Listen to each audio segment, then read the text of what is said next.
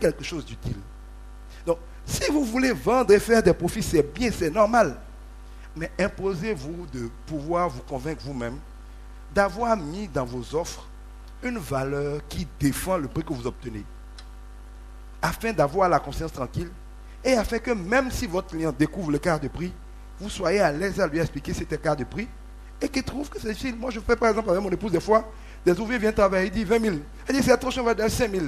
Elle me met va chez le couturier, elle dit ah, la couture elle est chère. Je dis mais c'est combien? Elle dit la dame elle est bonne, elle m'a coutu haute couture, mais elle est chère. Je dis mais chère là c'est combien? 15 000. Je dis mais sois sérieuse. Tu passes tout ton temps à courir de vent en vent derrière des couturiers qui prennent 2 000 francs.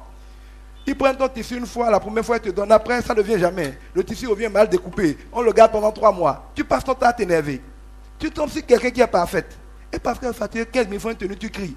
Mais si elle est bonne, toi tu sais qu'elle est bonne. Elle doit faire tuer le prix de quelqu'un qui est bien. Elle ne te paie pas du temps, elle ne te paie pas des mois, elle ne gaspille pas ton tissu, tu ne t'énerves pas. Tu peux donner un tissu aujourd'hui, tu l'as demain matin en parfait état. Ça là ne vaut pas 15 000. Le service qu'elle te rend vaut 15 000, tu n'as pas volé. Si c'était si simple que ça d'avoir ça, avec tes gars de 2000, tu ne serais pas parti la chercher, tu ne me dirais même pas qu'elle est chère, tu ne serais pas parti chez elle. Je connais des cardiologues à Paris. Tu rentres dans son cabinet, il te reçoit 10 minutes, il prend 1 million. A tu dit? Mais moi je le comprends. Pourquoi? Je connais des gens dans ce pays. Ils ont été chez des cardiologues pendant des années. Les cardiologues les ont quasiment tués. Ils avaient des petits problèmes. Des cardiologues incompétents leur donnaient des médicaments qui ont bousillé leur cœur. Et ils ont traité pendant 10 ans, 20 ans un problème de cardiologie. Ils rentrent dans le bureau de ce gars-là. Avant même de s'asseoir à sa démarche, le gars dit, à votre démarche, vous avez certainement tel problème, tel problème, tel problème. Il dit oui. On vous a donné tel, mais oui, c'était zéro, on ne fait pas ça. Faites ça. On se revoit dans un mois. Il n'a plus jamais de problème. Ça ne vaut pas 1 million. Ça ne vaut pas 1 million que de passer tout ça dans les hôpitaux, de l'argent de mourir. Mais l'expertise a un prix.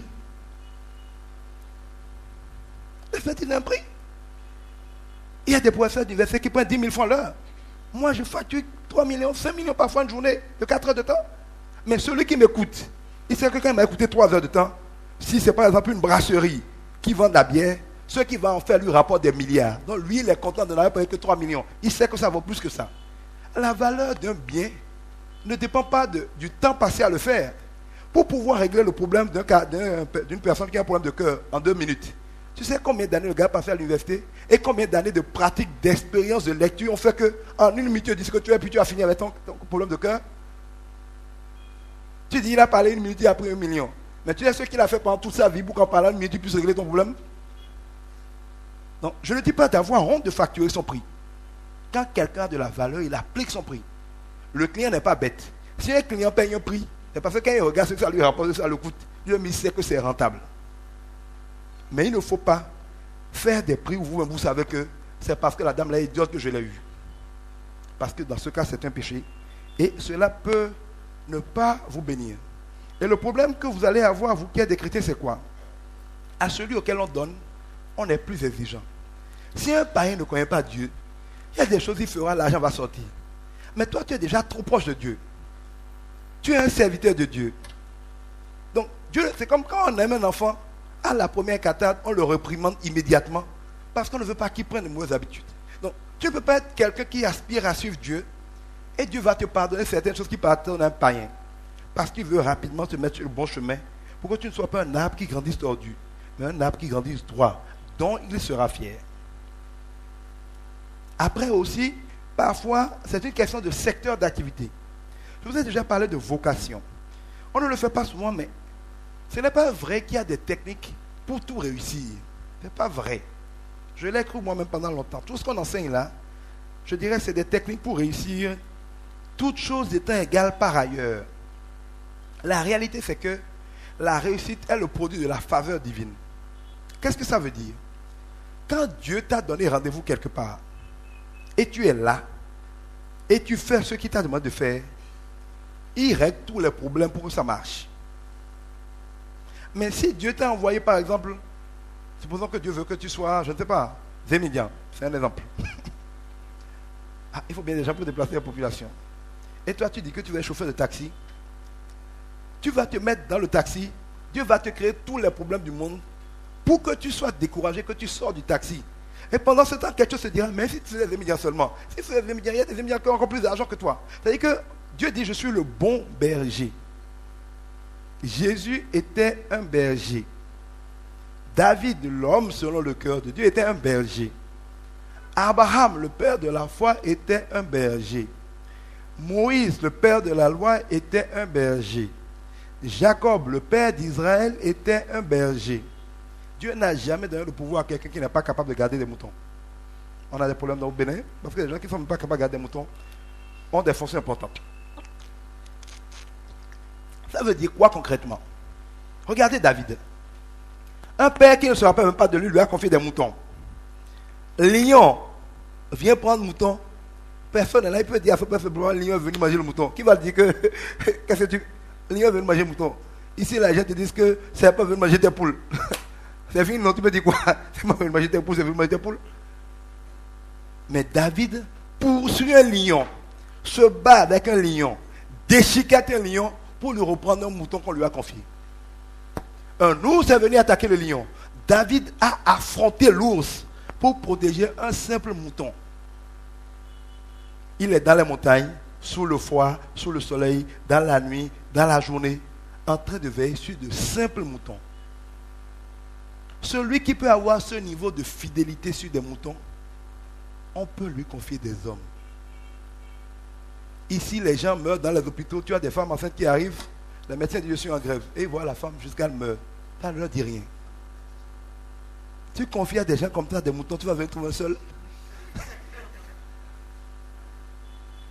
Ça veut dire que Dieu aime que ceux qui vont le servir passent par un chemin d'entraînement où ils apprennent à être fidèles dans les petites choses. Où ils apprennent à bien s'occuper des petites choses que Dieu leur a données. Quand vous ne vous occupez pas bien des petites choses dans la fidélité, Dieu ne vous confie pas de grandes choses. Et beaucoup de gens ne sont pas bénis dans leurs affaires parce qu'ils ne sont pas là où Dieu les a envoyés. Chacun de nous a une vocation. Chacun de nous a une destinée. C'est comme le peuple d'Israël, ils étaient dans le désert. Quand ils sont sortis d'Égypte, ils étaient dans le désert. Dans le désert, ils avaient quoi? La manne et l'eau. Et Dieu veillait sur leur santé pour que leurs habits ne s'usent pas. Dieu pourvoyait au strict minimum. Si vous êtes là, c'est que Dieu vous a donné la manne et l'eau, sinon vous serez mort. Mais vous n'êtes pas heureux. Parce que vous voyez vous-même que vous mangez, vous êtes à la manne. Tous les jours, c'est un problème. Vous ne savez pas comment la journée se termine, mais Dieu termine toujours la journée. Et vous ne savez pas de quoi demain sera fait. Ça, c'est la caractéristique de la manne. C'est la définition du désert. Dieu dit qu'ils sont sortis d'Égypte. Ils auraient pu en 11 jours arriver à Jéricho, à la terre promise. Mais toute une génération est morte dans le désert, à manger de la manne et à boire de l'eau jusqu'à la mort. Alors qu'ils étaient à quelque part de Jéricho, où coule le lait, le miel, les fruits, un pays de merveille. Et Dieu les a sortis en frappant l'Égypte, la plus grande puissance de l'époque, de 10 plaies extraordinaires pour les libérer. Il les libère et il les laisse mourir dans le désert, alors qu'il les avait libérés pour rentrer à Jéricho. Pourquoi? Dans le désert, vous devez apprendre un certain nombre de leçons. Quand vous les avez appris, c'est comme le collège. Si tu les as appris, tu as le bac. Tu as le bac, tu vas à l'université. Là, maintenant, tu peux commencer à faire le malin. Mais tant que tu n'as pas le bac là, ce n'est pas la peine de faire le malin. Il y a quelque chose qui te manque. C'est pareil avec Dieu. Dans le désert, vous allez voir, ils étaient tout le temps en train de murmurer. Ah, Dieu là, il est où? Il nous a sortis des désert pour venir de l'Égypte pour nous faire mourir ici. On n'a pas de viande, on n'a pas d'eau, on n'a pas de poisson. Ils étaient tout le temps en train de se plaindre. Je suis sûr comme vous. Vos journées sont faites de complaintes. Les temps sont durs, rien ne marche. Vraiment, les hommes politiques là sont des bandits. Le monde là est foutu. Les gens ne sont pas bons. La béninoiserie. Ils ont passé le temps à faire ça dans le désert.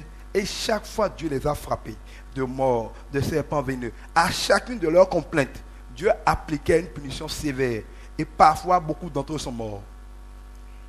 Regardez les pauvres. Il n'y a pas un pauvre au monde qui ne se plaint pas. Mais vous ne verrez jamais un riche se plaindre comme un pauvre se plaint. Quand un riche veut se plaindre, il va dire, j'ai tel problème. Mais ils verront. Il termine toujours en disant, qu'est-ce qu'il fait pour relever le défi? Quand un pauvre parle, il décrit toujours le problème, attribue la responsabilité du problème à quelqu'un et compte sur Dieu pour punir la personne. Et disant jamais comment lui va en sortir. Ça, c'est ce qu'on appelle la mentalité du désert.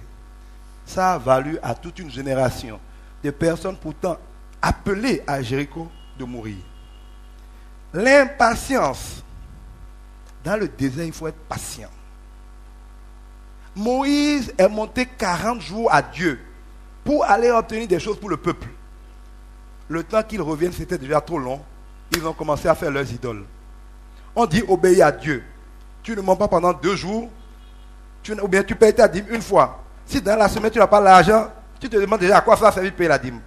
C'est de cette impatience-là que l'histoire d'Israël révèle. Ils obéissaient à Dieu. Parce que le leader qui leur parlait de Dieu a disparu. Moins de 40 jours. Ils ont déjà oublié Dieu, ils ont déjà commencé à adorer les fétiches. Étant prêts à tout vendre pour adorer les fétiches. Même Aaron était leur complice. Même les dignitaires religieux parfois sont les complices d'un peuple. Quand on dit les idoles, c'est quoi? L'argent. Bon, franchement, j'ai essayé, ça ne marche pas. Je vais appeler mon oncle qui est dans la franc-maçonnerie, elle va me brancher des marchés. Ça, c'est l'idolâtrie. Ça, c'est l'impatience qui fait qu'on n'est pas capable d'attendre que Moïse ait fini de parler avec Dieu. On rentre dans n'importe quoi. On rentre dans des réseaux. Bon, ça là, c'est une banque seulement. Hein. C'est une banque des aliens. Ça, c'est pas affaire de Dieu. C'est les forces que Dieu va donner dans la nature. Il n'y a rien là. Si tu portes la bague là, tu vas avoir la chance. C'est chaos, succès, des choses comme ça. Tu prends ça et puis tu portes. Et ça, c'est une bague seulement. C'est de l'idolâtrie. Parce que tu as commencé à marcher avec Dieu, mais tu es tellement patient de voir le résultat que tu vas te faire ton veau d'or. Dieu frappe de mort. Il a massacré plusieurs d'entre eux cette nuit-là. L'amertume. Ils sont arrivés à Mara. Ils avaient soif. Ils ont vu de l'eau. Ils se sont précipités pour boire de l'eau. Et ils se sont rendus compte que l'eau était amère. Ils ont commencé à maudire Dieu. Voilà, tu nous as sortis d'Égypte, c'est pour venir boire de l'eau amère. Ton Dieu, elle est où? Alors qu'il suffisait de dire à Dieu, on fait quoi? Dieu dit, jetez un bâton dedans. Ils ont jeté un bâton, l'eau était douce. Le bâton préfigure la croix de Christ. Christ purifie votre vie, rend les situations les plus amères, les situations les plus catastrophiques, en fait de l'eau douce. Si seulement vous avez la patience d'attendre que Dieu jette le bâton, vous donne Christ, Christ va purifier toutes les autres de votre vie. Mais beaucoup de gens viennent au Seigneur en étant amertume. Ah, moi j'ai été violé, moi mes parents m'ont battu, moi les gens m'ont fait du mal. Vous êtes toujours en train de vous rappeler ce qui ne va pas dans votre vie. Tout le monde a eu des problèmes. Il n'y a pas un homme qui n'ait jamais eu de problème. Mais il y a des gens qui oublient leurs problèmes et il y a des gens qui ne parlent que de leurs problèmes. Quand quelqu'un a le temps de ne penser qu'à son passé, c'est qu'il n'y a rien dans son avenir. Celui qui a quelque chose dans son avenir n'a pas le temps de penser à son passé. Ah, nous là, quand nous étions jeunes, le Bénin en 1960, il faut laisser le Bénin en 1960 et parlons du Bénin en 2020. Celui qui a un avenir ne parle pas de son passé. Quand les gens n'ont pas d'avenir, ils pourraient, oui, nous quand on était à la société sucrière de Savella, on a fait, il faut laisser ça, tu n'es pas encore mort. J'ai ta carrière d'aujourd'hui. Oubliez le passé. Jérémie dit, quand je repense à la méchanceté des hommes, mon esprit est abattu. Et quelqu'un qui a un esprit abattu ne peut rien faire. Le mouton ne sait pas que l'herbe est toxique, il veut manger. Le berger les empêche de manger parce que lui sait que cette herbe-là est toxique. Le mouton dit, mais on a vu une herbe, pourquoi elle ne laisse pas manger? Parce que lui sait que c'est toxique. Toi, tu es un mouton, tu ne sais pas ce qu'on appelle herbe toxique. Et on voit parfois des moutons, des troupeaux mourir parce qu'ils ont été mangés n'importe quoi. Ou bien, ou alors, vous êtes ici, il y a des verts pâturages. Mais il y a par exemple 1000 moutons. Le berger sait que 1000 moutons dans ce pâturage-là, dans 2 jours, le pâturage est fini. Or, le prochain pâturage est à 1 jour de marche d'ici, par exemple. Ou est à 2 jours de marche d'ici. S'il attend que les moutons aient fini de manger tout ce qu'il y a là, quand ils vont se mettre en route vers le prochain pâturage, beaucoup vont mourir en chemin parce qu'ils n'auront pas à manger avant 2 ou 3 jours. Quand c'est comme ça, il peut voir l'herbe là, il le ramasse peut-être, il dit, bon, on laisse l'herbe, mettons-nous en marche. Parce que je me dis qu'il y a à manger ici. Mais pour que le troupeau ne meure pas, je dois anticiper et le mener là où il y a plus de nourriture pour longtemps. Le troupeau va dire, voilà, pourquoi le berger est mauvais comme ça? On a mangé ici, il me demande de laisser ça pour aller ailleurs. Vous êtes parfois dans de bonnes situations, dans de bons emplois, dans de bonnes relations, tout semble beau. Mais Dieu sait que ça là, ça ne va pas loin. Il dit, sors de là, avance. Tu dis, pourquoi il va me demander de sortir, tout est beau. Le lendemain, ton mari meurt, tu deviens veuve. Tu commences à prier. Je t'ai dit de sortir de là, non? Tu sais pourquoi j'ai demandé de sortir là? Je n'ai pas dit qu'il était mort. Il dit, oui, mais Seigneur, c'est un homme parfait. Oui, mais Dieu ne veut pas que tu sois veuve C'est un homme parfait. Maintenant, il est parti. Tu fais comment? C'est pour ça que je dis tout concourt bien ceux qui aiment Dieu. Si le berger dit au mouton de bouger, c'est parce que sachant mieux que le mouton, le mieux pour le mouton, c'est de bouger. Or, nous sommes des moutons qui discutons constamment avec le berger ses consignes. Est-ce que le mouton peut raisonner avec le berger? Hein? Oui, puisque vous le faites. Vous êtes des moutons qui voulaient définir en tant que mouton la stratégie de suivi du mouton. On a dit mouton, il ne faut pas être intelligent. Jésus n'a pas dit qu'il est berger par hasard. Vous savez les mots de la Bible, il faut faire attention. Il aurait pu dire je suis pêcheur, je suis chasseur et je suis berger. C'est comme ça que Dieu travaille. Et donc, certaines difficultés dans les affaires, parce qu'il y a plein de conseils, plein de stratégies qu'on peut donner pour réussir les affaires. Mais quand on connaît Dieu, les affaires ne sont pas qu'affaires de technique. C'est aussi affaire de volonté de Dieu. Est-ce que tu es en train de faire ce que Dieu veut que tu fasses? Personne ne peut répondre à la question à ta place, parce qu'en général, quand ce n'est pas le cas, quelque chose te dit dans ton cœur, ce qui est à faire, tu fais semblant de ne pas l'entendre. Parfois consciemment, parfois inconsciemment. Et Dieu, à force de te le dire, quand tu ne le comprends pas, il vient maintenant à te bloquer. Parfois, les gens comprennent et font. Parfois, ils ne comprennent pas. Et Dieu est obligé de frapper. Je connais des gens que Dieu a quasiment rendus malades, les a frappés de cancer, les a frappés de paralysie. Dieu va de plus en plus loin dans la sanction pour t'obliger à te retourner. Et il y a des gens qui vont jusque dans la mort sans jamais comprendre la leçon. Je ne dis pas que devant chaque épreuve, il faut capituler. Mais il faut toujours demander à Dieu. C'est pour ça l'une des prières qu'il faut faire souvent, ce n'est pas que les prières en termes de Seigneur, donne-moi ci, donne-moi ça, fais marcher. Seigneur, quelle est ta volonté? Donne-moi ta sagesse. Révèle-moi les choses. Qu'est-ce qui bloque? Qu'est-ce que tu veux? Pourquoi ça? Moi, je donne des exemples. Tu peux demander à Dieu, par exemple, pourquoi ça n'a pas marché? Il va te donner une réponse à laquelle je n'ai même pas pensé. Posez des questions à Dieu. Il dit que si vous lui demandez quelque chose et que vous croyez sincèrement qu'il va vous répondre, il vous répondra toujours. Demandez à Dieu qu'est-ce qui bloque. Parfois, c'est des choses simples. Parfois, c'est le péché de la parole. Il y a des gens qui disent, bon, j'ai une petite affaire là, je vends des ordinateurs. Tu dis petite affaire chaque fois. Et tu pries pour que ça grandisse. Et quand tu dis petite affaire, tu prophétises que tes affaires sont petites. Le nom d'une chose n'est pas un détail. Le nom d'une chose définit la nature de la chose. Je vous ai dit déjà ici, Dieu n'a pas nommé la création. Dieu n'a nommé qu'Adam. Et Dieu a donné à Adam le soin de nommer la création. Pourquoi? Celui qui nomme les choses, c'est celui qui les appelle. Dieu n'a pas besoin de moutons, il n'a pas besoin de poulets. Ou bien, il n'a pas besoin d'eau. Qui en a besoin? Adam. C'est celui qui a besoin de quelque chose qu'il appelle. Si je n'ai pas besoin de Richard, c'est que je vais dire Richard. Je peux appeler Richard et dire, Richard, qu'est-ce que tu veux chercher? Il dit, mais monsieur, vous m'avez appelé, non? Comment j'ai appelé? Vous avez dit Richard. Ou bien, quand tu dis Richard, que tu aies voulu appeler Richard ou que tu n'aies pas voulu appeler Richard, pour quelle autre raison tu as pu dire Richard si ce n'est pas pour appeler Richard?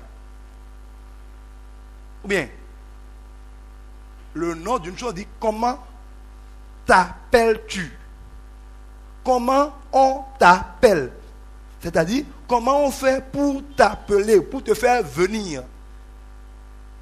Quand on veut que tu dises son nom, c'est ça qu'on dit, non? Comment on fait pour t'appeler?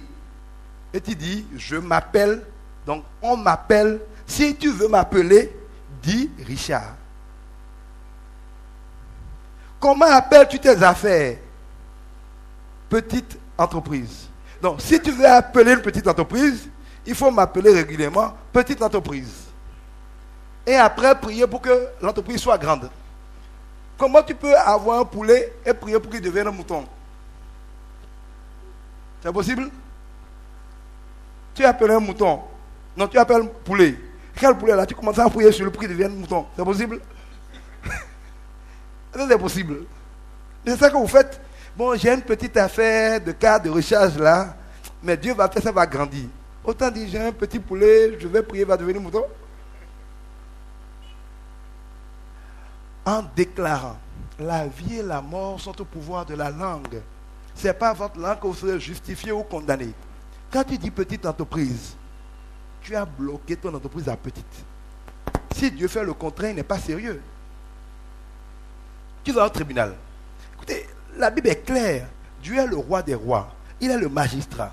Satan est le procureur général, l'accusateur de nos frères. Un procureur, c'est un accusateur. Jésus est l'avocat. Le règne de Dieu est un tribunal. Dieu dit, venez, plaidons. Comment on plaide? En vertu de tel article, je revendique telle chose parce que j'ai tel fait à mon actif. C'est ça la prière.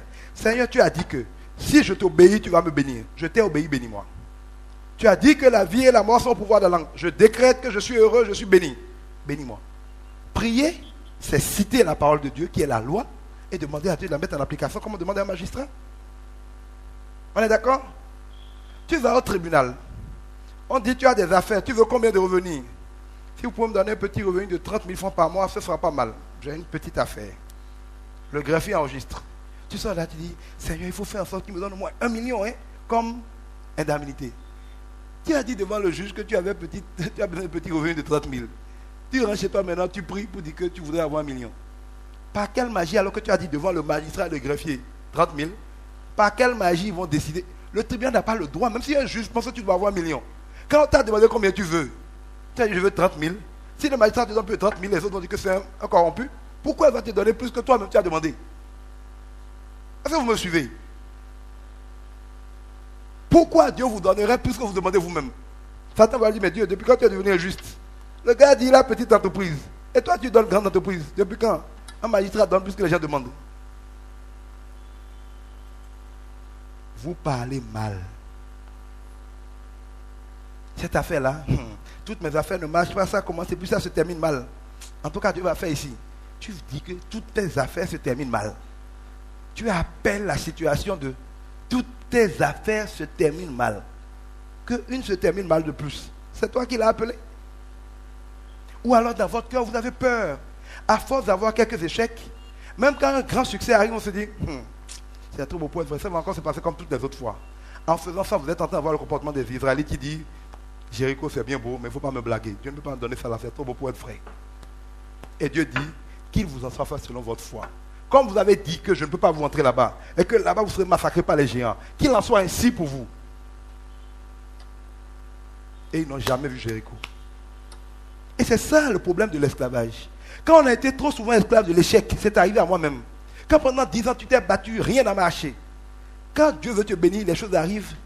Satan te dit, ça ne marchera pas, c'est comme d'habitude, il ne faut pas rêver. Ou tu dis, cette fois-ci le Seigneur est fidèle, ça va marcher, tu ne doutes pas. Ce n'est pas de le dire seulement, de le dire et de le croire, et ça marche. Ou dans le cas tu dis, c'est vrai, après me fatiguer, il n'y a rien là. Et il t'en fera fait selon il n'y a rien là. C'est comme ça qu'ils sont morts dans le désert. Sans jamais. C'est-à-dire, le désert, c'est quoi? Manger le strict minimum. 10 000 francs arrivent aujourd'hui, tu manges. Tant que ce n'est pas fini, il ne reste que 100 francs, tu n'as pas un franc. De vous 2 000 francs, c'est le problème. Quand quelqu'un donne 100 000 francs, tu es très content, alors que 100 000 francs, ce n'est pas l'argent. Tu ne te dis même pas quand je vais te donner 100 millions. Je sais, il me dit 100 millions. Je dis, je te donne un peu d'argent, je n'ai pas dit de me batiner. On ne croit plus. On n'est même plus capable de rêver.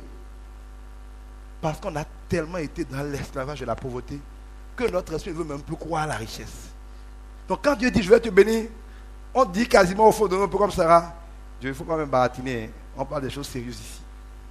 Si Dieu est miséricordieux, Dieu te bénit quand même. Si tu n'as pas de chance, tu dis, bon, comme tu ne crois pas, je ne peux pas faire plus que ce que tu crois. Est-ce que vous me suivez? Dans ces petits détails-là, nous avons des problèmes. Il y a aussi beaucoup de gens qui, dans le passé, parfois ont oublié. On dit des choses qui les suivent. Par exemple, si vous avez pendant longtemps dit les hommes d'affaires, c'est des bandits, c'est des escrocs. Jamais moi je suis un homme d'affaires. Vous avez peut-être dit ça pendant que vous aviez 15 ans, vous avez 16 ans. Vous avez oublié. Vous avez 30 ans, vous êtes 30 ans dans les affaires. Ça vous suit. Vous avez scellé spirituellement que les hommes d'affaires sont des bandits, que vous n'aurez jamais un homme d'affaires. Je connais des femmes qui ont dit, les garçons sont des bandits, moi je ne veux jamais avoir de garçons. Et ils ont dit ça toute leur enfance. Elles oublient ça, elles se marient, elles ont des filles en série, leur mari veut garçon, elle prie, ça ne vient pas. Le mari dit, si tu n'as pas garçon, je vais faire garçon, elle prie. Le jour qu'elle dit, mais demande à Dieu qu'est-ce qui bloque. Et Dieu lui rappelle, mais tu te rappelles que quand tu étais au collège là, tu disais tout le temps que garçon c'est bandit, tu ne veux pas garçon, non? À ce moment, quand Dieu t'aime, il te révèle ça, tu te répands, tu dis, Seigneur, pardon. Mais il y a des malédictions à la parole comme ça qui bloquent tout. On fait tout, rien ne bougera. C'est comme si tu as verrouillé une porte. Si tu ne veux pas l'ouvrir, rien ne va se passer. Il y a des décrets. Si un décret est pris, vous pouvez prendre 1000 décrets. Si le décret qui est pris ne dit pas qu'il abroge les décrets antérieurs, les décrets antérieurs ont toujours la valeur. Quand vous priez, abrogez les décrets antérieurs. Parce que affaire de foi, c'est affaire juridique. La meilleure manière de comprendre les règles spirituelles, c'est de les rapprocher au droit. Quelqu'un d'avocat qui est fort en bataille de procédure va être très fort avec Dieu. Parce que Dieu fonctionne beaucoup à la procédure. Et beaucoup de gens échouent avec Dieu parce qu'ils ne connaissent pas les procédures au tribunal de la vie. Des questions?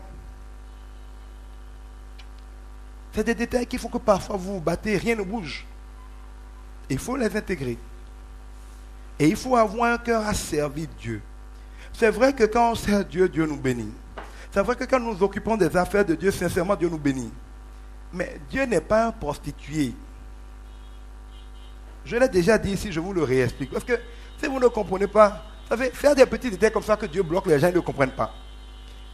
Quelle est la différence entre une prostituée et une femme morale bien mariée? On sait que toute femme mariée a le droit, et c'est normal, même Dieu le dit, que son mari pourvoie à ses besoins. Si j'ai une épouse, c'est que c'est son droit et c'est mon devoir de pourvoir à tous ses besoins, de lui donner mon argent. Donc il est normal, il est sain qu'une femme mariée attende de l'argent de son mari. Jusque-là, c'est normal. Mais une femme qui partant de ça, au moment de choisir son mari, dit, qui qu'il soit, je m'en fous. Elle ne regarde que l'épaisseur de sa poche pour décider avec qui elle va se marier. Elle est devenue une prostituée. Quelle est la différence? Dans le premier cas, la femme choisit quelqu'un qu'elle aime et qu'il aime. En conséquence, elle va être bénie. Et ça fait que si un jour son mari a des problèmes d'argent, son amour ne change pas. C'est lui qu'elle aime.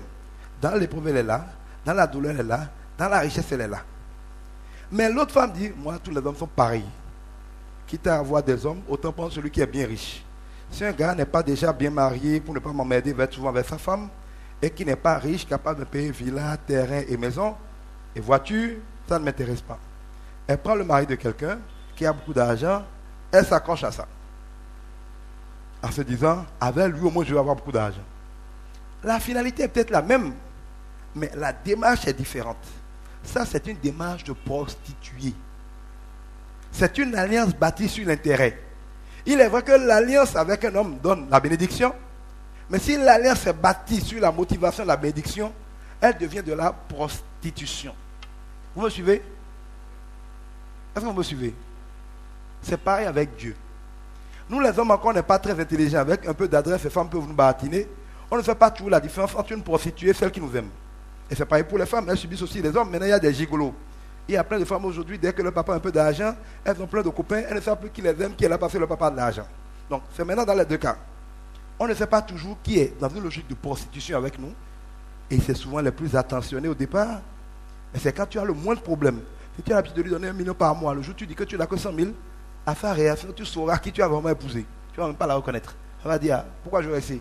Si tu es venu parce qu'elle a l'argent, maintenant elle n'a plus d'argent. Je vais partir de la ruelle de l'argent. Donc, la finalité est la même. La femme ou le conjoint veut être béni. Mais le cœur est différent. Vous me suivez? Quand on en vient à Dieu, c'est pareil. On peut aimer Dieu. On peut vouloir que les âmes soient sauvées. On peut vouloir que les gens soient heureux. On peut vouloir que les gens sortent de la maladie. On peut vouloir que les gens sortent de la pauvreté. On peut aimer Dieu sincèrement, l'épouser, en sachant que dans tous les cas, notre Dieu est riche. Si tu l'épouses, tu ne peux qu'être béni. C'est la première logique. Mais il y a des gens qui disent, moi, je m'en fous des affaires de Dieu là. Moi, je veux gagner l'argent. Qui dit bien dit que si je paye ma dîme, et si je sers Dieu, je serai béni. Je viens régulièrement au club, je rentre dans les activités, je rentre dans les programmes, et comme j'ai une affaire en vue, je paye ma dîme. C'est une logique de prostitution. C'est une logique de tisser une relation avec Dieu juste parce qu'on vise un intérêt. L'homme n'a pas la finesse d'esprit pour voir la différence entre les deux. Mais Dieu voit les cœurs. Si vous êtes un prostitué devant Dieu, il vous traitera comme toute prostituée. Il va vous jeter des miettes. il va vous mépriser et vous ne pouvez pas compter sur lui pour tous vos besoins. C'est le jour où il est Dieu, n'a rien à faire, il viendra vous donner un peu d'argent, il partira. Mais si vous voulez avoir un mari qui est là tout le temps, qui vous aime, qui est attentionné, qui est présent, qui s'occupe de vous, qui vous soutient aussi bien moralement, affectivement, sentimentalement, tout le reste. Si vous voulez un Dieu qui vous bénit, vous ne pouvez pas vous permettre d'être un prostitué ou d'être un gigolo avec Dieu. Or, beaucoup de gens ne sont à l'église que parce qu'ils ont un problème. Ce n'est pas grave d'avoir un problème et de venir au Seigneur. Mais c'est grave de ne rester au Seigneur que parce qu'on a un problème. Et comment le sent-on? Il y a des gens, ils ont des problèmes, ils sont à l'église. Ils sont en train de suivre Jésus. Dès que le problème est réglé, ils disparaissent. Ils n'étaient donc venus que pour leur problème soit réglé. Ils n'étaient pas venus parce qu'ils voulaient découvrir Dieu vivre avec lui. Ils disparaissent. Quand Dieu les smatte avec un autre problème, ils courent encore pour venir. Le problème est réglé, ils disparaissent. Ça, c'est des prostituées spirituelles. Ne soyez pas des prostituées spirituelles. La limite est tellement mince que nous y arrivons rapidement. Satan nous manipule. Et les choses sont valables dans toutes les relations. Comment on sait que quelqu'un est prostitué? Moi, je dis toujours aux filles, j'ai des filles, je leur dis, mais un homme ne peut pas te rencontrer aujourd'hui et te dire qu'il t'aime. Pour aimer quelqu'un, il faut le connaître. On n'aime pas le... Il peut dire, je te trouve belle à la limite. S'il veut être vulgaire, il va dire, je te trouve sexy. Je peux encore le comprendre. Mais on ne peut pas aimer ce qu'on ne connaît pas. Tu ne connais pas mon caractère. Tu ne sais pas ce que j'aime. Tu ne sais pas ce que je déteste. Tu ne sais pas comment je réagis. Tu ne sais rien de moi que tu m'aimes. Qu'est-ce que tu as vu maintenant que tu aimes à moi? Si tu n'es pas un menteur. L'amour, c'est le choix délibéré d'aimer quelqu'un dans son entièreté après l'avoir vu. Et l'une des meilleures manières de savoir si quelqu'un vous aime vraiment, c'est qu'il doit pouvoir vous dire, j'aime tel en toi, je déteste tel en toi. Mais tout compte fait, je t'aime comme tu es. Après tout, chacun de nous va changer. Mais celui qui vous aime en croyant que vous êtes parfaite, c'est la garantie que vous allez être déçu. Quand vous n'êtes pas parfaite, soit c'est qu'il était en train de mentir, il sait bien qu'il n'aime pas en vous, quand il va finir de jouer, il va partir. Soit c'est qu'il était aveugle. En tout le cas, tôt ou tard, il va ouvrir les yeux. Quand il va ouvrir les yeux, il ne se comportera plus avec vous comme il se comporte maintenant. L'amour suppose de connaître ce qu'on aime et de décider en toute connaissance de cause d'avancer. Ça veut dire quoi? Pour connaître Dieu, pour aimer Dieu, il faut le connaître. Combien de personnes ne sont pas à l'église sans connaître Dieu? Et sans avoir envie de connaître Dieu. Sans jamais prendre le temps de connaître Dieu. Tu ne peux pas aimer quelqu'un et ne pas prendre plaisir à lui faire plaisir. Quand tu aimes quelqu'un, tu es là seulement, comment je vais faire pour faire plaisir à mon épouse maintenant? Bon, je vais lui faire telle surprise. Si tu aimes Dieu, ça va t'arriver et te dire, mais comment je vais faire pour faire plaisir à Dieu aujourd'hui?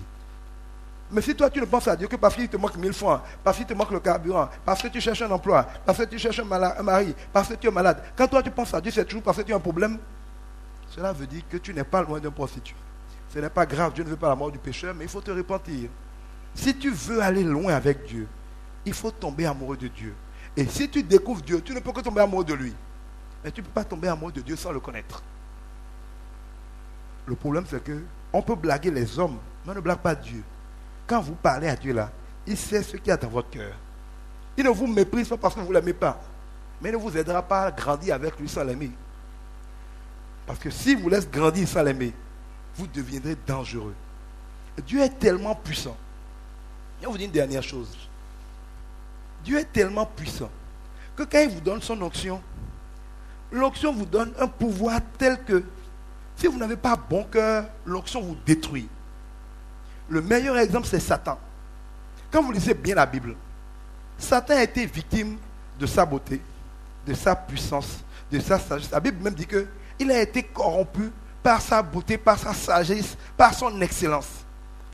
Quand Dieu vous donne la puissance, l'onction, et que vous n'avez pas un cœur complètement soumis à lui, vous ne pouvez que devenir dangereux. C'est comme si tu es marié à une femme. Si tu es un mari normal, tu ne lui caches rien sur tes finances, tu ne caches rien sur tes affaires, tu lui dis tout sur ta vie. S'il se faisait que c'était une prostituée, elle veut te tuer ces 2 minutes. Il n'y a rien de plus dangereux qu'un conjoint que tu aimes follement et auquel tu ouvres tout, comme c'était une personne de confiance, alors que dans le fond, elle n'est pas digne de confiance. C'est pareil avec Dieu. L'onction de Dieu, le pouvoir de faire des choses non Dieu, vous ne savez pas ce que ça veut dire. Si Dieu vous le donne, avant que votre cœur ne soit à lui, vous êtes foutu. D'abord, vous allez détruire beaucoup de gens et vous allez vous détruire. C'est pour ça que Dieu ne met jamais sa puissance là où il n'y a pas son amour. Il dit, même si tu as des dons de miracle, Si tu n'as pas l'amour, tu n'es rien. Dieu aime. Parce qu'il aime, il déploie sa puissance pour bénir.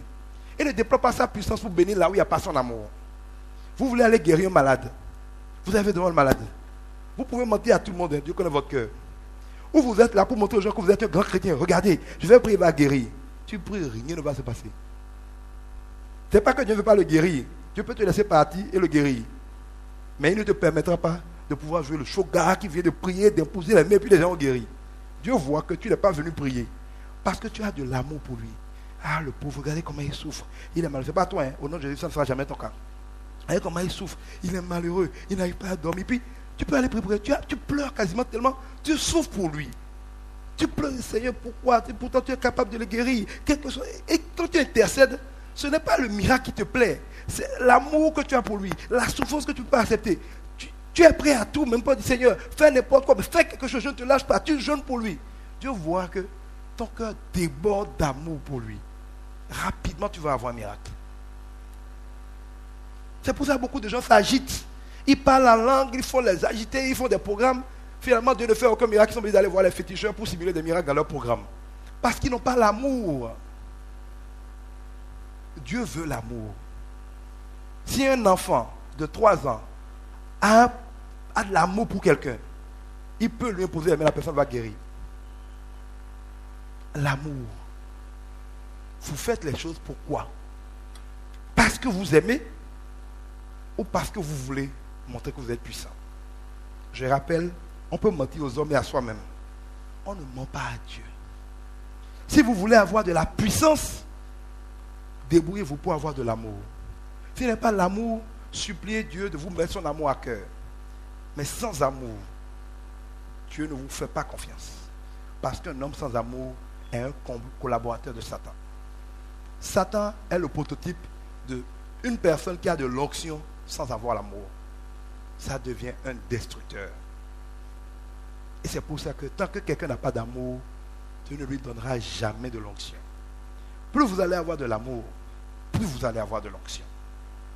Cultivez l'amour pour Dieu, cultivez l'amour pour les autres. Ayez un intérêt sincère pour le bien des autres. On n'a pas d'être amoureux de tout le monde. Mais l'amour, la compassion, la pitié, la sympathie pour les gens, quand vous l'avez, Dieu manifeste sa puissance à travers vous pour bénir les gens. Mais sans ça, Dieu ne vous aidera pas à faire des exploits. Vous avez des questions? Et dans vos affaires, c'est pareil.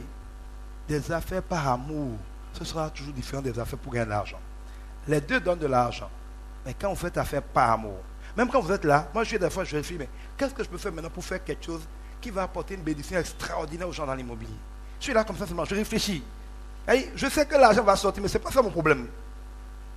Comment je fais pour faire quelque chose qu'ils n'ont jamais vu en termes de bénédiction?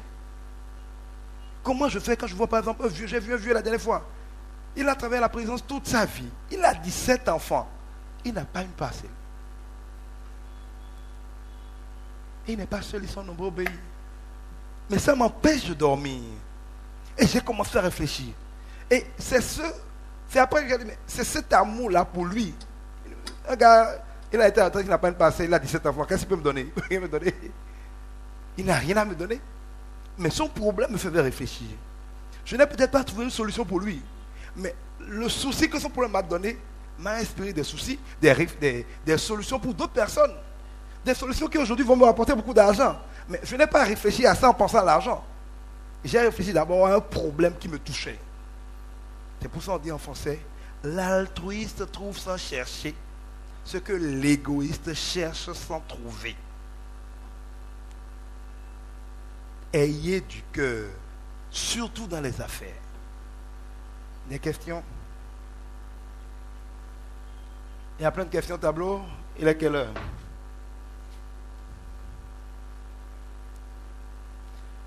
Vous voulez qu'on continue encore 5 minutes ou on arrête? On continue encore? Alors, les qualités qu'un entrepreneur peut avoir vis-à-vis de ses collaborateurs. La Bible en parle. Vous devez être juste. Il ne faut pas appliquer 2 poids, 2 mesures. Les mêmes causes doivent produire les mêmes effets. Vous devez être pour vos collaborateurs pas seulement un patron, mais un père, mais un ami. On peut maintenir une relation d'autorité, une relation de hiérarchie dans l'amour. Il ne faut pas tout le temps être en train de tyranniser les gens, d'être toujours le patron méchant.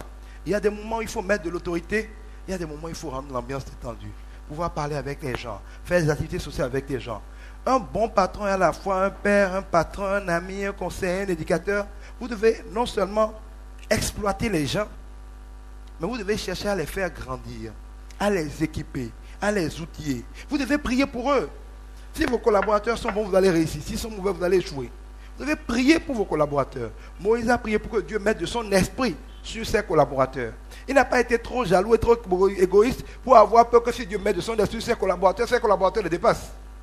Et quand il a fait ça, Dieu lui a donné des collaborateurs fidèles comme Josué, qui ont attendu tranquillement jusqu'à sa mort avant de prendre le relais.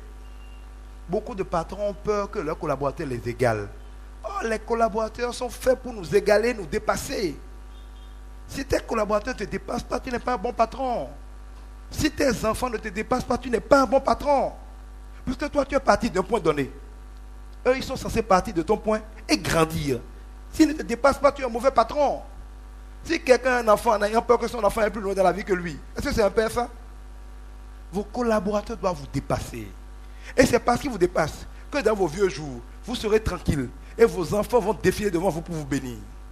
Il y a des gens dans la vie qui ne se fatiguent pas. Il y a toujours un milliardaire qui dit alors papa, ça va, j'étais le passage, je suis venu avec mon jet privé faire un tour à Ouaga, c'est pour te donner 10 000 la pense à papa. Mais ta voiture elle est vieille, je t'envoie une limousine de Washington. Parce qu'il a bâti des gens qui valent 10 fois lui. Il a bâti des gens qui sont tous plus riches que lui. C'est ça qui fait qu'il est un père béni. Parce que dans tous les cas, vous ne pouvez pas prendre votre vie pour faire beaucoup de choses. Vous faites quelque chose et vous devez lancer des gens qui partent de là où vous êtes arrivé pour aller encore plus loin. Jésus qui est Dieu a dit, faites tout ce que j'ai fait et encore plus. Si Jésus dit à ses disciples de le dépasser, qui toi tu es pour avoir peur que tes disciples te dépassent? Tu dois prier pour qu'ils te dépassent. Quand tes disciples te dépassent, ton nom grandit. Pourquoi Jésus est au-dessus de tout? Parce qu'il a lancé des gens qui ont fait beaucoup plus, en tout cas sur la terre, que lui. Il les a lancés et il s'est mis en réserve au ciel pour les appuyer, faisant d'eux une armée dont les résultats ont la puissance de Jésus. C'est à nous qu'on voit la puissance de Jésus. C'est au Paul qu'on voit la puissance de Jésus. C'est à tous les chrétiens de génération en génération qu'on voit la puissance de Jésus, plus que dans ses œuvres lui-même, même s'il a fait l'essentiel. Cela prend une grande humilité. Cela prend de l'amour. Cela prend de la patience. Cela prend d'accepter d'investir dans la vie des gens. Si tu n'investis pas dans la vie des gens, tu ne peux pas espérer récolter dans leur vie. Il faut prendre le temps de s'occuper des problèmes des gens. Prendre le temps de bénir les gens. Prendre le temps d'apporter des solutions aux gens. Vos collaborateurs doivent être comme vos enfants. Et généralement, toutes les qualités de mon chrétien. Comment reste-t-il lorsqu'on s'auto-emploie? Il y a beaucoup de choses. D'abord, il faut la discipline. Quand on s'auto-emploie, on n'a pas de patron. Quand on n'a pas de patron, il faut être discipliné. Parce que quand tu fais mal, personne ne viendra te dire que tu fais mal. Mais ton compte bancaire te le dira à la fin du mois. Si tu es un employé, dès que tu décomptes ton patron, tu as du poing sur la table. Tu peux te redresser. Dans tous les cas, à la fin du mois, ton salaire ne change pas. Mais si tu te ton emploi, si tu veux, tu peux dormir tout le mois. Mais quand viendra le moment de payer le loyer, de donner l'argent à ta femme, tu vas te rappeler que le mois tu as dormi. Mais personne ne va te fatiguer quand tu dors. Tu peux te lever même à midi si tu veux tous les jours. Et te recoucher à 15 heures pour faire la sieste tous les jours. Personne ne peut te parler. Mais à la fin du mois, personne ne va partager ses factures avec toi. Donc il faut faire attention. Celui qui s'auto-emploie doit savoir aussi qu'il n'est pas un salarié. Quand tu es salarié, tu reçois 50 000 francs tous les mois. Tu fais ton programme sur 50 000 francs qui arrive au plus tard le 5. Si tu es auto-employé, un jour tu peux gagner 100 000.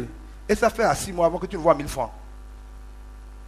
Donc quand tu t'auto-emploies, que tu vois 100 000, il ne faut pas dépenser comme si tu as un salaire de 100 000 et que le mois prochain tu vas avoir 100 000. Quand tu as 100 000 alors que tu t'auto-emploies, tu payes ton loyer sur 1 ou 2 mois. Tu remplis ton grenier de maïs, de haricots, de riz.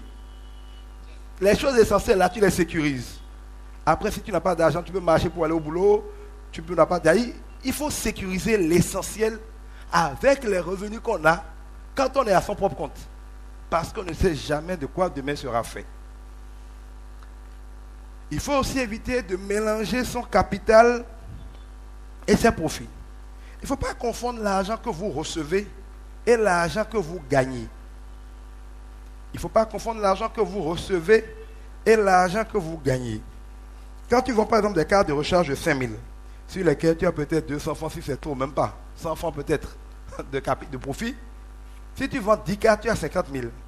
Tu n'as pas 50 000, tu as 100 francs fois 5, non, fois 10. C'est 1000 francs qui est pour toi dans les 50 000.